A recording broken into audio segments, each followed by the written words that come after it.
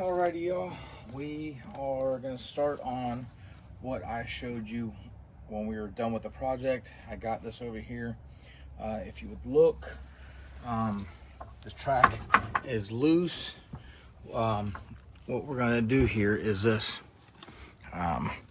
There's a nut right there. I have already removed the lock, call it washer if you would. It was sitting right here, and it had a 9/16. I believe it was what it was. Should have been 9/16 right here. I removed the 9/16, which holds that bolt on, and we removed that.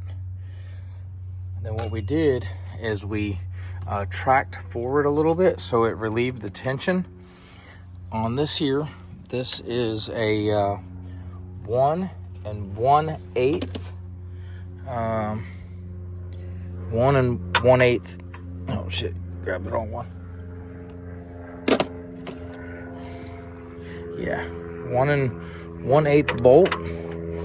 And what you do is you actually turn it clockwise to pull the tension off of the spring that's right here. So, and it actually pulls this wheel pulley tensioner back, and it relieves everything, all the pressure off this.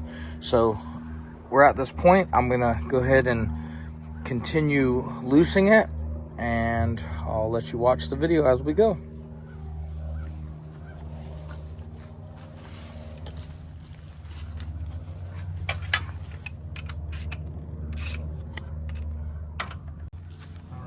So now, like I said, we're gonna go clockwise, and it's pulling the tension off.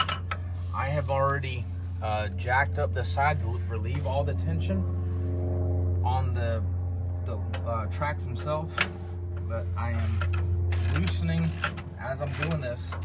That tensioner is coming back right now. I'm gonna do this.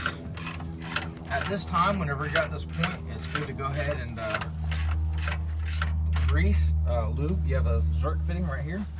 So go ahead and lube it, because that's where that screw is coming back, the bolt, to loosen it up.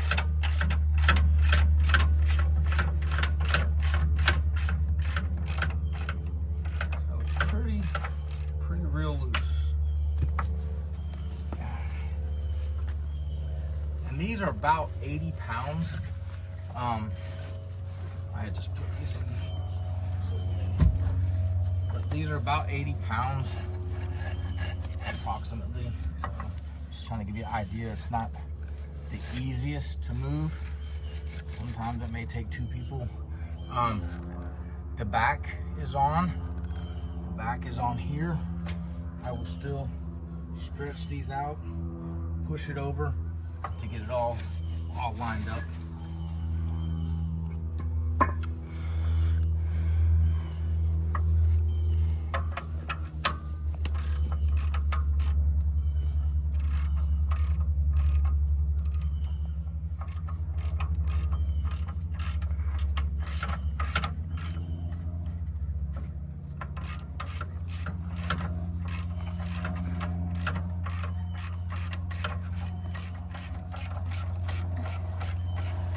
These do have different, on Vermeers, they do supposedly have different socket size. Like I said, this is 1 1/8.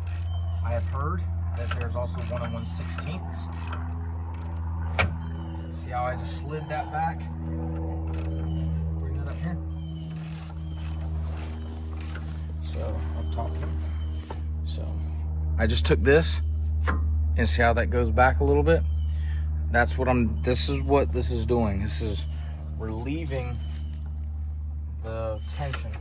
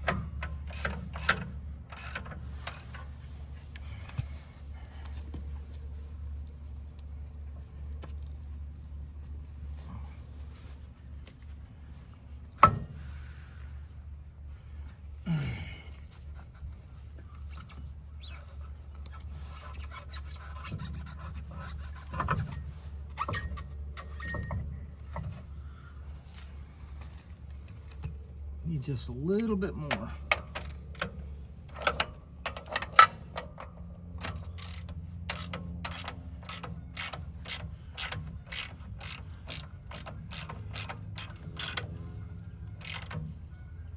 And that basically is actually all the way back right there. All right, so now the tensioning arm is all the way back. Now, the main thing is getting the back ones on and the top one on over here. On the Vermeer, there's a roller in the middle that stays in the middle of the track. The outer edges actually go over the edge. So let me go ahead and put these on.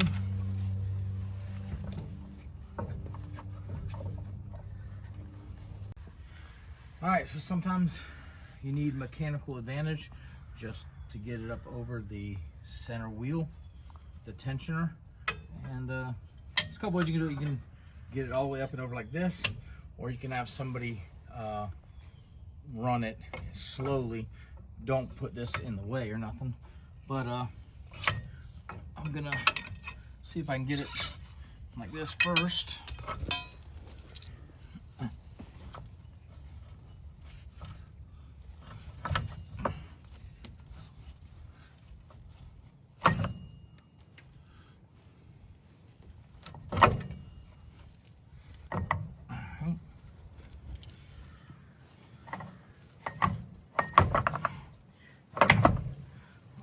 Looks like I got it without mechanical advantage. It is split. It is split. Let's see the camera. All right, I'm gonna show you here. So, as you can see, it is in this sprocket is in the middle. The roller is in the middle. Don't worry about the bottom. What we're working on here was the top, and if you look right here, that wheel is in the middle of them teeth. And as you see down here, here's the teeth. They're rubber and they have metal inside, but there's a roller. The tensioner goes right in the middle of them. All right, so let me get the tension back up on it. Now we're gonna go counterclockwise to tighten up the tension on it now. All right.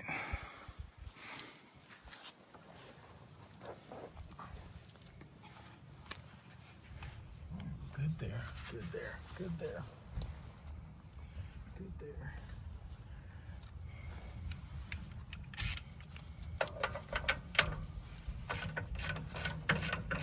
And you'll start seeing the slack come out. I got a lot to go, a lot of cranking to do, but it's slowly but surely.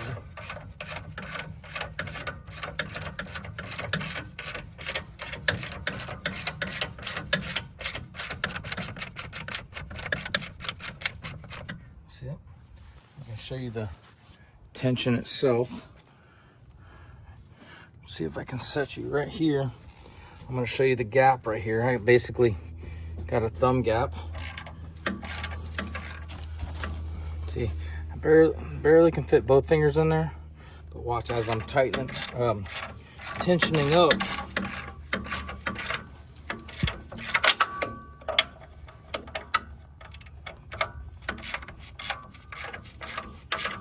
So now there's almost 3 fingers. Everything's looking good,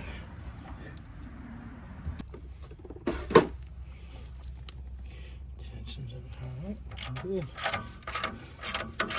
See how this gaps 3 fingers?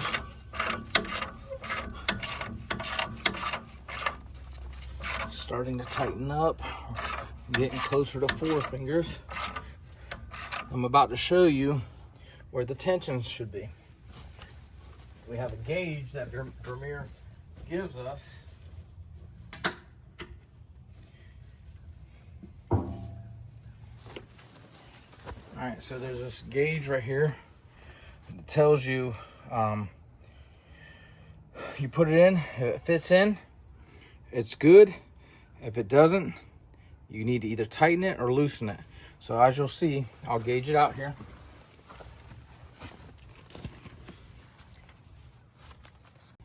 All right, so I'm gonna put the, it's actually track tensioning tool. It actually says it on it. You slide it in here, and then this cutout piece has to fit in here. Like right now, it does not go because there's a gap right here. And you'll see that as I tighten this up, it's about to slide in. You'll see, I'm gonna keep it against it. Look, it literally, see, actually it just slid in. I'm gonna give it one more good snug. And that's where it's supposed to be. That piece of metal right there goes in that hole right there. And that is where it's supposed to be. Like it says, 7 3/8. That's where it's supposed to be. You can, as long as it fits in there, it's where it's supposed to be.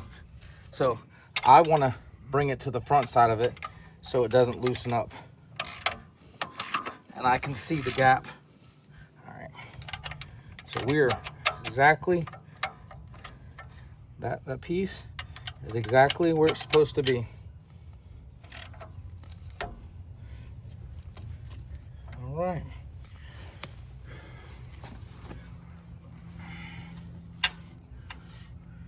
All right, what we're gonna do now is we're gonna, since the tracks are now tight and in place, you can see the metal pieces that come through to the track. We're gonna go ahead and pull everything out. And I'm gonna remove the jack. All of this is a regular bottle jack for my truck. Sometimes it's easier to just use this than it is to get a floor jack. I actually have the floor jack also, because these are problems that are typical that you run into. So I'm gonna go ahead and let it down all the way.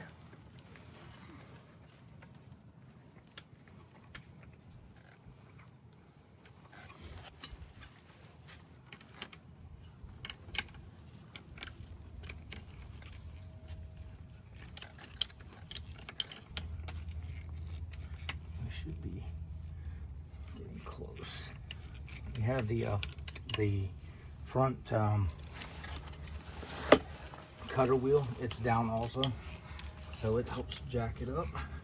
Mine don't have the box blade, so you could actually do this with the box blade if you have it, and just a cutting wheel. It'll save you about 5 to 10 minutes. Just say 5 minutes.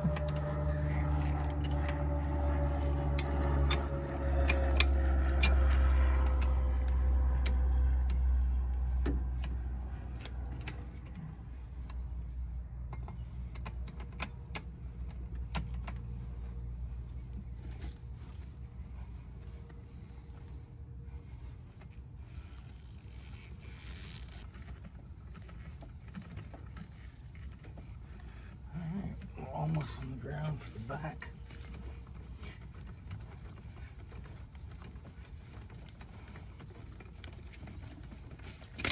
Alright, we are loose. I'm going to show you that I'll let the front down.